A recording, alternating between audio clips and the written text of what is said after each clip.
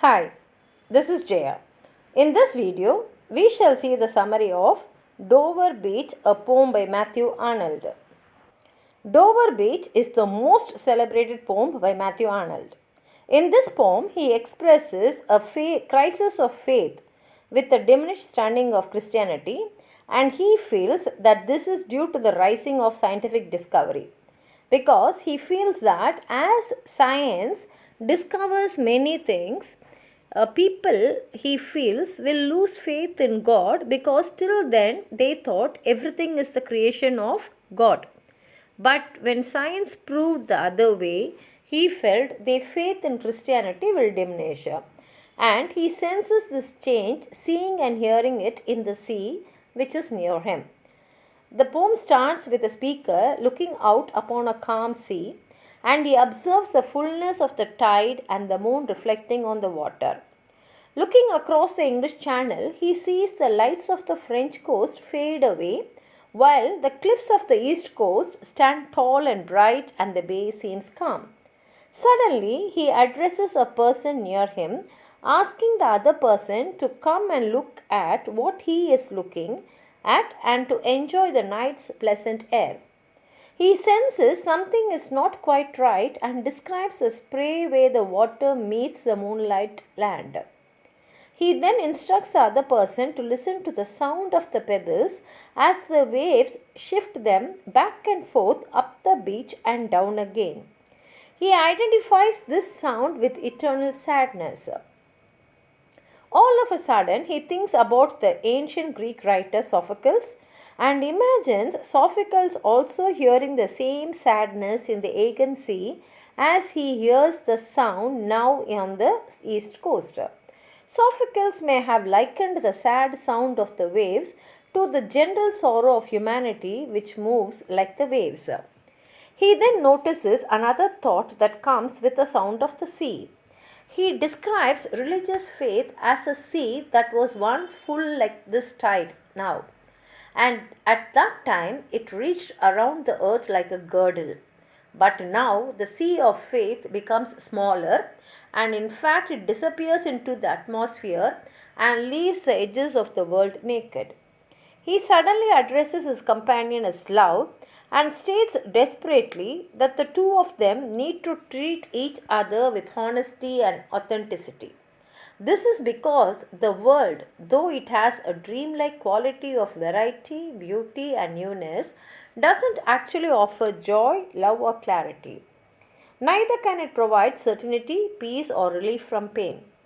He compares the collective situation to standing on a flat and dark piece of land which is caught up in the chaos of fighting. Here, battles between unknown groups continue under the cover of darkness. Come, let's see the poem. He says, "The sea is calm tonight. The tide is full. The moon lies fair upon the straits. On the French coast, the light gleams and is gone. The cliffs of England stand, glimmering and vast out in the tranquil bay. Come to the window, sweet is the night air." So he is calling the other person to come and stand near the window and enjoy the sweet air in the night. Only from the long line of spray where the sea meets the moon-blanched land. Listen, you hear the grating roar of pebbles which the waves draw back and fling. At their return up the high strand, begin and cease and then again begin, with tremendous cadence slow and bring the eternal note of sadness in. He says, as the waves come from the sea, they fall on the land, and when they withdraw into the sea, they pull the pebbles along with them. And again the next wave throws itself on the land along with the pebbles. So the pebbles which were drawn into the water now are thrown back on the sand. And this sound, he says, tells him about the eternal note of sadness. And then he speaks about Sophocles. He says, Sophocles long ago heard it on the Aegean. He says, what I'm hearing it now, same Sophocles would have heard it in the Aegean Sea, and it brought into his mind the turbid ebb and flow of human misery. And he says, just like I feel that this sound echoes the sadness in humanity, Sophocles also would have heard the sound and thought about human misery. We find also in the sound a thought, hearing it by this distant northern sea. The sea of faith was once too at the full and round earth's shore. So he said, same way, how this sea is full. At one time, faith in God was like the sea of faith. It was full and it was all over the world. Lay like the folds of a bright girdle furled. It was like a girdle which surrounds the place.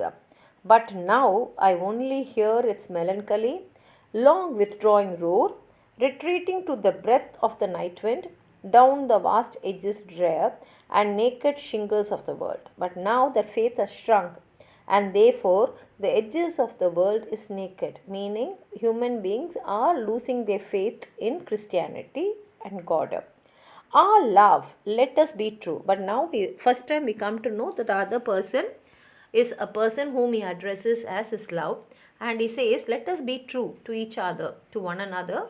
For the world which seems to lie before us like a land of dreams, so various, so beautiful, so new, hath really neither joy, nor love, nor light, nor certitude, nor peace, nor help for pain. So he says, the world in front of us appears very beautiful, but in reality it is not like that.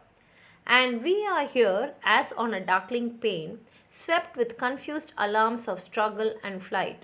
And he says, just like all other human beings, we are also surrounded by confusion and struggle. Where ignorant armies clash by night. He says it is like two armies fighting with each other in a night. They will not even know with whom they are fighting. They will only try to save themselves and they don't know from which direction someone is going to attack them. So, in the same way, all human beings are in a confused state. And here he ends the poem. It's a beautiful poem by Arnold. If you have anything more to add on to what I've said, write it in the comment box. Like the video, share it with your friends. And if you're not subscribed my channel, please subscribe and support. Thank you.